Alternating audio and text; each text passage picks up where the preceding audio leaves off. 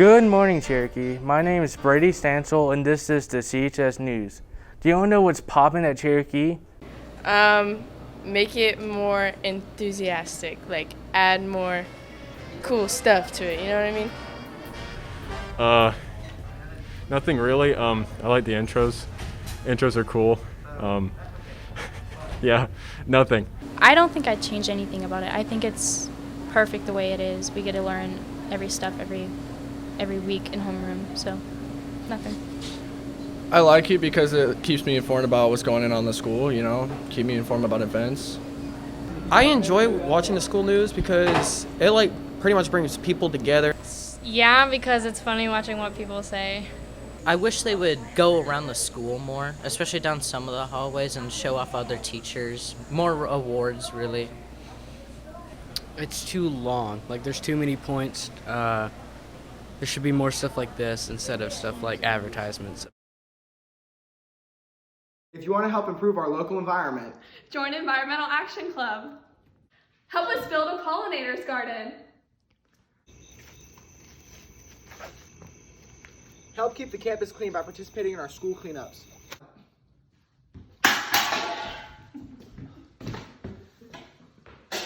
Help us start a recycling program.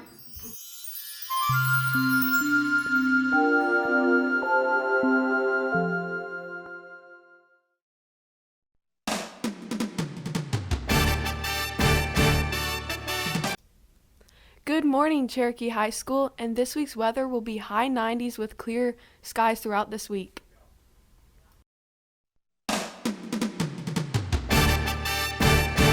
Do you like books? Well, if you do, here's a book written by one of our crew members, Jake.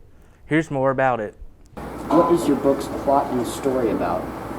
Well, the gist of the plot of Vityaz is effectively World War III starts pretty early on in the story. But afterward, there's still a lot of people left over, and the problem is they don't have any good way to feed themselves. How long did it take to write your book, and how long did it take to publish it? Well, the initial writing, I'd say, probably lasted about a year. I've been editing it for 2 years since then. And the publishing process has also been during that same last 2 years until we, found a good company. What inspired you to write your book? Well, I'd always been writing books since I was in elementary school and stuff. I mean, most of the time they were very small, just little tiny stories that I'd write just for the fun of it, and then I'd write, novellas, short stories, and that sort of thing. And eventually I just really got into this idea of writing like an apocalypse type story. I just kind of sat down, I had a vague idea of where I wanted to start it and where I wanted it to end. What are the major themes in your story? Well, I'd say one of the bigger themes is that one should never give up hope even in the worst of circumstances, but also that you shouldn't necessarily judge someone by how they appear or where they come from. Why did you choose Russia and Europe for your setting? Well, I figured a lot of books, especially books taking place in modern times that are in the English language, take place in the U.S. And Europe is explored occasionally, but I figured Russia in particular, especially a Russian main character in an English language book, is almost unheard of nowadays. So I wanted to do that to shake things up a little bit. Where do you buy your book? Barnes & Noble, Amazon, it's pretty much available worldwide. What do you plan on writing next? Well, I've got some pretty big plans for a science fiction series that I'm going to be starting in the near future. And there will be probably several entries in that series, and then down the line probably some fantasy, and then who knows what after that. Art is great. Art Club is great. Here's why you should join Art Club. Hi, welcome to the Cherokee High School Art Club. Currently we are hosting a character design class, worked on a banner for the cheerleading team, and have more to come. Also, we meet in room 102. Today, we'll be reviewing the Most Righteous movie that chronicles some of the greatest people in history.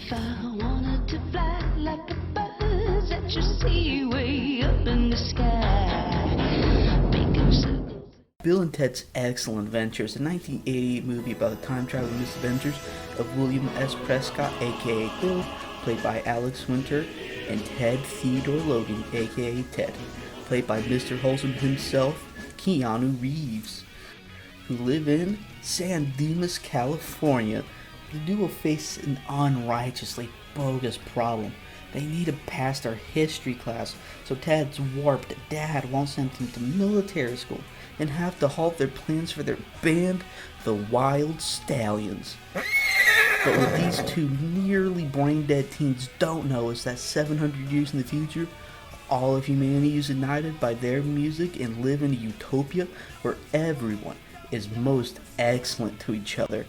But the people of the future need those two to pass, so they send Rufus, who is played by George Carlin, in a time-traveling phone booth to San Dimas, California, 1988.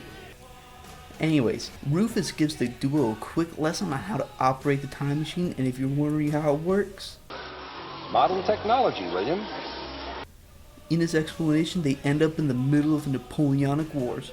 While fleeing, they accidentally suck Napoleon back with them.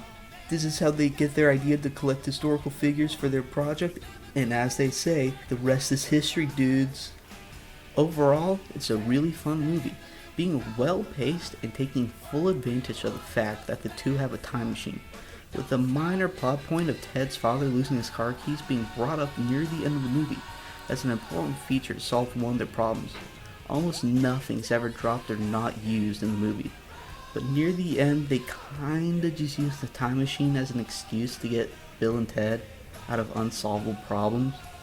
But more importantly, it shows the duo's outside of the box thinking, and it ends like a regular 80s movie with the two getting the girl and all their problems solved with nothing to worry about. I gave this movie a 9 out of 10. Bill, my friend? Yes, Ted, my friend. This has been a most excellent adventure. 1, 2, 1, 2, 3, 4! You've at least played a video game before, right? Have you ever wondered how many other works of art there are to experience? Look no further.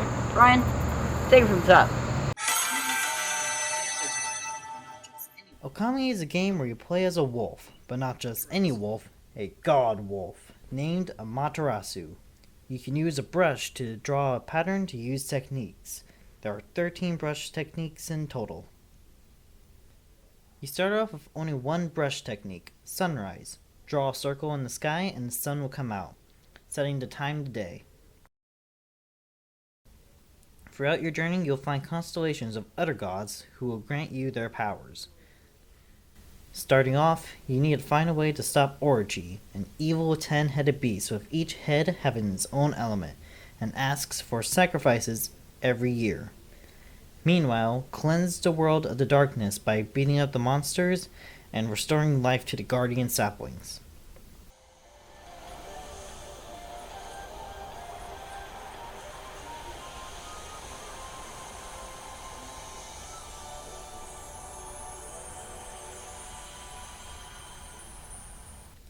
There are many collectibles out in the world of Okami, with 100 stray beads to collect and many treasures and demon things, which are obtained by finishing an enemy off with a specific brush technique.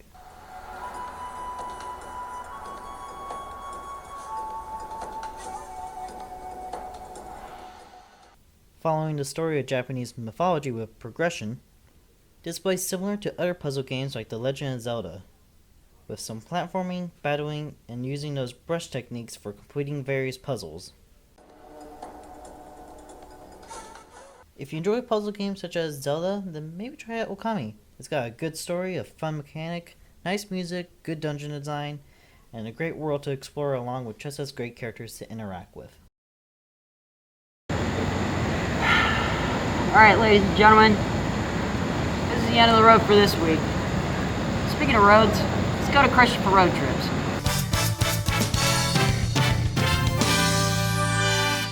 Welcome back to Georgia Road Trips.